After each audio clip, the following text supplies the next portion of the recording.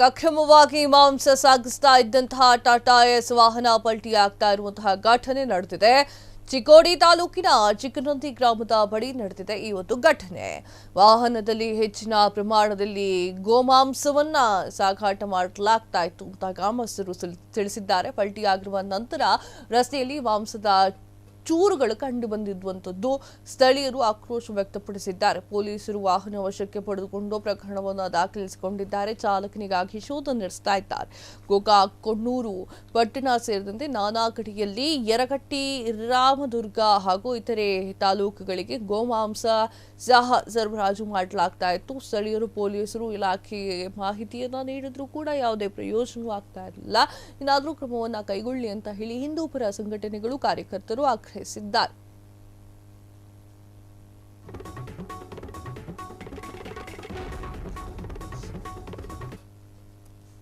Hubballi Dharwad police commissionerate ಸಂಚಾರಿ ವಿಭಾಗದಿಂದಲೂ ಕೂಡ ಸಂಚಾರಿ ನಿಯಮ ಉಲ್ಲಂಘನೆ ಮಾಡಿರುವಂತಹ ವಿಚಾರವಾಗಿ ದಂಡದಲ್ಲಿ 50% ಡಿಸ್ಕೌಂಟ್ ಅನ್ನು ನೀಡಲಾಗಿತ್ತು. ಆದರೆ 50% ಡಿಸ್ಕೌಂಟ್ ಜಾರಿಯಾಗಿರುವಾಗಲೇ ಧಾರವಾಡ ತಾಲೂಕಿನ ನರೇಂದ್ರ ಗ್ರಾಮದ ಮೊದಲ ವ್ಯಕ್ತಿ ಮಾರುಕಟ್ಟೆಗೆ ಬಂದಿದ್ದಾರೆ. ಈ ವೇಳೆ ಧಾರವಾಡ ಸಂಚಾರಿ ಠಾಣೆಯ ಎಎಸ್ಐ ಸೀತಾ ಕಟಕಿ ಅವರು ಹಾಗೂ ಸಿಬ್ಬಂದಿ ವಾಹನವನ್ನು ತಡೆದು ದಂಡವನ್ನು ಪರಿಶೀಲನೆ ಮಾಡಿದಾಗ ಆ ವೇಳೆ ವ್ಯಕ್ತಿಗೆ 34 ಕೇಸ್ಗಳ ಕುರಿತು ಮಾಹಿತಿಯನ್ನ ನೀಡಿ ದಂಡವನ್ನು ಪಾವತಿಸಲು ಹೇಳಿದ್ದಾರೆ.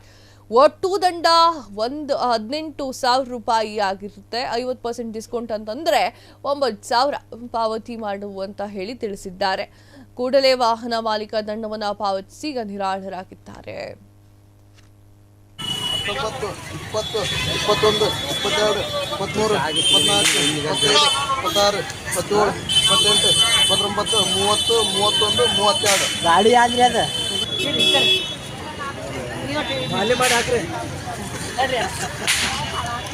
ಫೋಟೋ ನೋಡಿರ್ಲಕ್ಕ ಸರಿ.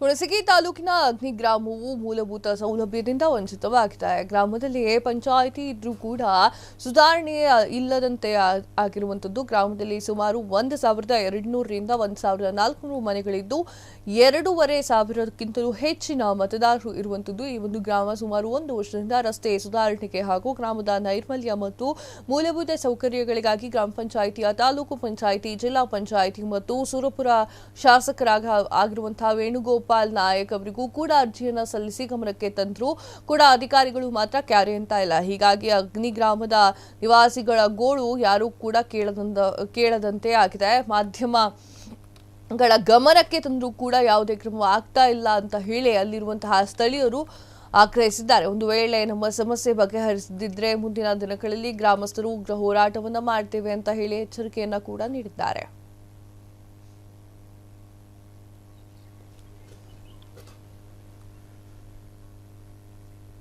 ಇಲ್ಲಿ ಎಲೆಕ್ಷನ್ಕ ವೋಟ್ ಇದ್ದಾಗ ಬರ್ತಾರ. ಬಂದು ವೋಟ್ ಏನದ ನಮಗಾಕು, ನಿಮ್ಗಾಕು, 3ನೇ ವಾರ್ಡಿಗೆ ಹಾಕು, 4ನೇ ವಾರ್ಡಿಗೆ ಹಾಕು, ನಾವೇನದ ಗೆದ್ದು ಬಂದಿಂದ ಏನು ಮಾಡ್ತೀವಿ ಅಂತಾರೆ. ಒಟ್ಟ ಇಲ್ಲಿಗೆ ಏನದ ಕಾಲಿಡಲ್ಲ, ಮೆಂಬರ್ಗಳು ಇಲ್ಲ, ಚೇರ್ಮನ್ಗಳು ಇಲ್ಲ, ಯಾರಿಲ್ಲ. MLA ಸಾಹೇಬ್ ಏನದ ವೋಟ್ ಏನು ನಮ್ಗೆ ಹಾಕ್ರಪ್ಪ, ನಾವು ಎಷ್ಟೊತ್ತಿದ್ರು ಬಂದು ನಿಮ್ಗೆ ಏನಾದ್ರೂ ನಾವು ಸಹಕಾರ ಮಾಡ್ತೀವಿ ಅಂತ ಹೇಳಿದ್ರು. ವೆಂಕಟಪ್ಪ ನಾಯ್ಕ ಮಾಡಿದ್ದ ಮೊದಲ. ಇವ್ರು ಬಂದಿಂದ ಇವ್ರ ಮುಖನೇ ನೋಡಿಲ್ಲ ಅವ್ನ ಮಗನ್. ನಾವು ಏನು ಮಾಡೋದು? ಈ ಕತ್ತಲ್ದಾಗ ಏನದ ಬಿದ್ದು ಸತ್ತು ಎಲ್ಲ ಏನದ ಜನ ಹಾಳಾಲಕೈತದ. ಇಲ್ಲಾಂದ್ರೆ ಏನದ ಎಲೆಕ್ಷನ್ಗೆ ಅದಕ್ಕೆ ಏನು ಕೇಳಕ್ ಬರಬೇಡ್ರಿ. ನಿಮ್ಮ ಪಾಡಿಗೆ ನೀವು ಆರಾಮಿರ್ರಿ, ನಮ್ಮ ಪಾಡಿಗೆ ನಾವು ಏನು ಮಾಡ್ಕೊತ ಹೋಗ್ತೀವಿ. ಕಡಿ ಪಟ್ಟೆನ ಹಾಕಿ ಪಂಚಾಯತ್ ಅಂತ ಈಗ 5 ವರ್ಷ ಆಯ್ತು ಹಾಳು ಬಿದ್ದದ. ಯಾವ ಮೆಂಬರ್ಗಳಿಲ್ಲ, ಚೇರ್ಮನ್ ಇಲ್ಲ, ಎಲ್ಲರೂ ಸತ್ತಾರ. ಪಟ್ಟಿ ಹಾಕಿರಿ ಏನದ ಎಲ್ಲರೂ ಸಮಾಜಕ್ಕೆ ಪಟ್ಟಿ ಹಾಕಿ ದೇವ್ರ ಗುಡಿ ರೊಕ್ಕ ಪಕ್ಕ ಜಮಾಸಿ ಏನದ ಹಾಕಿ ಎಲ್ಲಾನು ಏನದ ವ್ಯವಸ್ಥೆ ಮಾಡ್ತೀವಿ ಊರಿಗೆ. ಈ ಸಾರಿ ಬಂದ್ರೆ ಏನದ ಬೇರೆ ತಗದ ಇನ್ನೇನ ನಮಗೇನದ ಕೊಳ್ಳಾಗ ಏನದ ಹಾರ ಕಟ್ಟಿ ಹೋಗ್ಬಿಡ್ರಿ.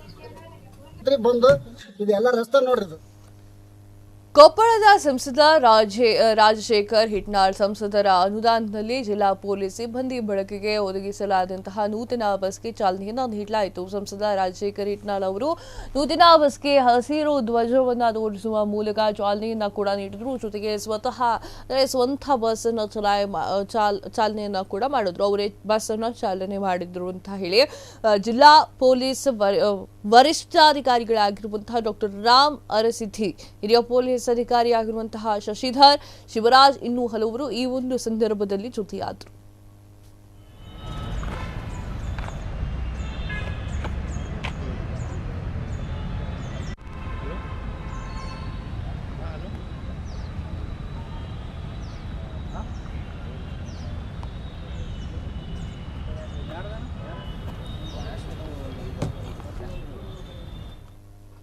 ಜಮೀನು ಒತ್ತುವರಿ ವಿಚಾರವಾಗಿ ಶುರುವಾಗಿರುವಂತಹ ಗಲಾಟೆ ಕೈ ಮಿಲಾಯಿಸುವಂತಹ ಹಂತಕ್ಕೆ ತಲುಪಿದೆ. 4 ಮಂದಿಯ ಮೇಲೆ ಹಲ್ಲೆ ನಡೆದಿರುವಂತಹ ಘಟನೆ ಬೇಲೂರು ತಾಲೂಕಿನ ಹಳೇಬೀಡು ಹೋಬಳಿಯ ಮಾದಿಹಳ್ಳಿ ಗ್ರಾಮದಲ್ಲಿ ನಡೆದಿದೆ. ಮಾದಿಹಳ್ಳಿ ಗ್ರಾಮದ ಕುಮಾರಿ ರವಿ, ಸುಶೀಲಮ್ಮ, ಜೀವನ್ ಹಲ್ಲೆಗೊಳಗಾಗಿರುವಂತಹ ವ್ಯಕ್ತಿಗಳಾಗಿದ್ದು ಜಿಲ್ಲಾ ಆಸ್ಪತ್ರೆಯಲ್ಲಿ ಚಿಕಿತ್ಸೆ ಪಡೆಯುತ್ತಾ ಇದ್ದಾರೆ.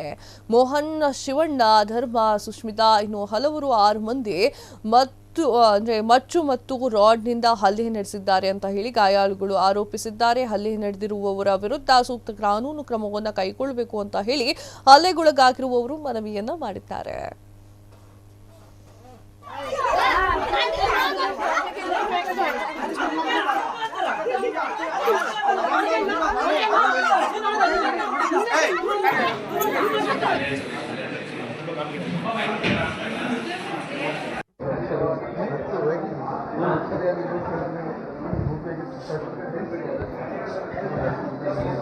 ಬೆಳಗ್ಗೆ ಜಗಳಾಡಿದ್ದು ಅದು ಪೊಲೀಸ್ ಸ್ಟೇಷನ್ಗೆ ಹಳೆಬೀಡಿಗೆ ಹೋಗಿದ್ದು.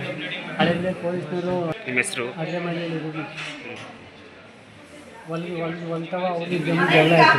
ಅದು ಪೊಲೀಸ್ ಸ್ಟೇಷನ್ಗೆ ಹೋಗಿದ್ದು. ಪೊಲೀಸ್ ಸ್ಟೇಷನಲ್ಲಿ ಏನಾದರೂ ಕ್ರಮ ತಗೊಂಡಿಲ್ಲ. ಹೇಳ್ತೀನಿ ಮತ್ತೆ ಸರಿ ಮತ್ತೆ ಕರ್ಸಿದ ಮೇಲೆ ಅಲ್ಲಿ ಸಿದ್ ಮಾಡಬೇಕು ಅಂತ ಹೇಳಿ ಕಳಿಸಿದಾಗ ಮತ್ತೆ ಪೊಲೀಸ್ನವ್ರು ಏನು ಕಿತ್ತಂದು ಅಂತ ಹೇಳಿ ಬಂದ್ಬಿಟ್ಟು ಶಿವಣ್ಣನನ್ನು ಮುಚ್ಚೆ ನೋಡಿದೆ. ಶಿವಣ್ಣನವರು ಅವರು ಶಿವಣ್ಣನವರು ಅವರು ಇದು ಮಾದಿಹಳ್ಳಿಯವರು.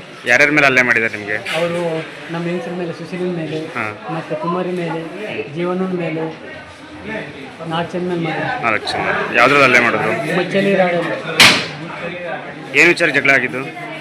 ಇದು ಕಾರ್ ನಿಲ್ಸಿದ್ರೆ ಗಾಡಿ ಮುಂದಿನ ಹೋಗಿ ಗಾಡಿ ನಮ್ಮ ಕಡೆಗೆ ಸ್ಪೀಡ್ ಜಗಳ ಮಾಡಿದ್ರು. ಈಗ ಆದ್ಮೇಲೆ ನಮ್ಮ ಅಕ್ಕನಿಗೆ ಹೊಡೆಯಕ್ಕೆ ಅದಕ್ಕೋಸ್ಕರ ಮನು ಯಾವ್ದ್ರಲ್ಲಿ ಹೊಡೆದ್ರು ನಿಮಗೆ? ಯಾವ್ದ್ರಲ್ಲಿ ಹೊಡೆದ್ರು? ಯಾರು ಹೊಡೆದಿದ್ಯಾರು? ಮಚ್ಚಲ್ಲಿ.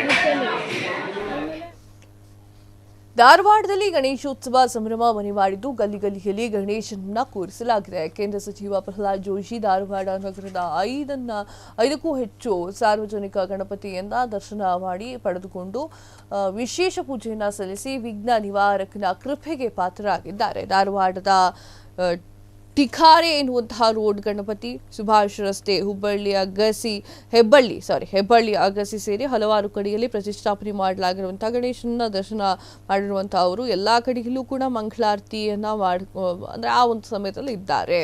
ಈ ವೇಳೆ ಗಣೇಶನ ಮಂಡಳಿಯ ಸದಸ್ಯರನ್ನ ಭೇಟಿ ಮಾಡಿದ ಅವರು ಈ ವೇಳೆ ಜೋಶಿ ಅವರು ಹುಬ್ಬಳ್ಳಿ ಧಾರವಾಡ ಮಹಾನಗರ ಪಾಲಿಕೆಯ ಮೇಯರ್ ಜ್ಯೋತಿ ಪಾಟೀಲ್ ಸೇರಿ ಹಲವು ಬಿಜೆಪಿಯ ಮುಖಂಡರು ಕೂಡ ಈ ಒಂದು ಕಾರ್ಯಕ್ರಮಕ್ಕೆ ಸಾಥನ್ನ ನೀಡಿದ್ದಾರೆ.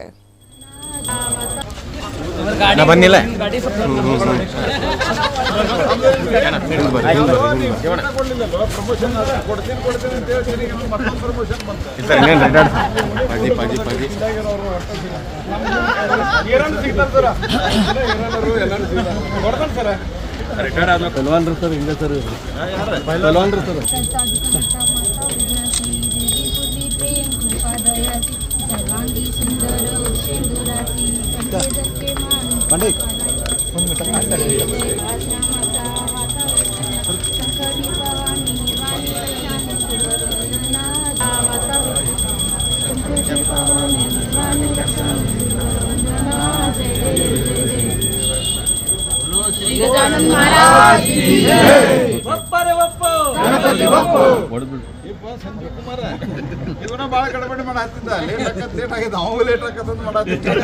ಕ್ಷಣ ಕ್ಷಣದ ಸುದ್ದಿಗಳಿಗಾಗಿ ಫ್ರೀಡಂ ಟಿವಿ ಸಬ್ಸ್ಕ್ರೈಬ್ ಮಾಡಿ, ಲೈಕ್ ಮಾಡಿ ಹಾಗೂ ಫಾಲೋ ಮಾಡಿ. ಹೊಸ ಸುದ್ದಿಗಳ ನೋಟಿಫಿಕೇಶನ್ಗಾಗಿ ಬೆಲ್ ಐಕಾನ್ ಮೇಲೆ ಕ್ಲಿಕ್ ಮಾಡಿ.